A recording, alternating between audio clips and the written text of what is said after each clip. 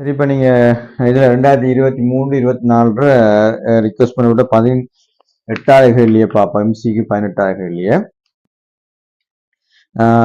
தாக்கினுடைய வெப்ப உலரையானது என்ன செஞ்சிருக்கணும்? ரைட், கூடி இருக்கணும்.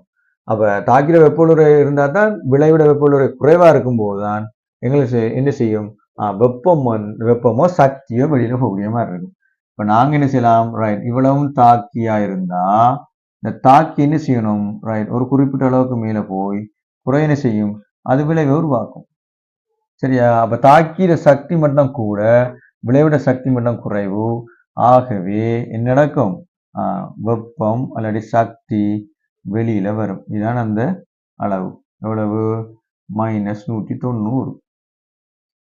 என்ன இருக்குது? -190. இதைத்தானே அவங்க வரைவாக்கு இருக்காங்க. இதுல என்ன இருக்கும்? இதுல தாக்கி இருக்கும். இதுல தாக்கி இருக்கும். இதுல என்ன இருக்கும்? விளைவு இருக்கும்.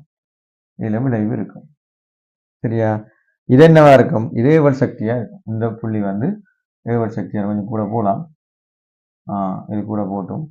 அப்ப இது ஏவல் சக்தியா இருக்கும். இந்த துண்டு தான் என்னுடைய ஏவல் சக்தியாக இருக்கும். சரியா? அதை கேட்கல, அவங்க வரைபடம் தான் கேட்டிருக்காங்க. வரைபடத்தின்படி இந்த துண்டு தான் எங்களுக்கு என்னவா இருக்க போகுது?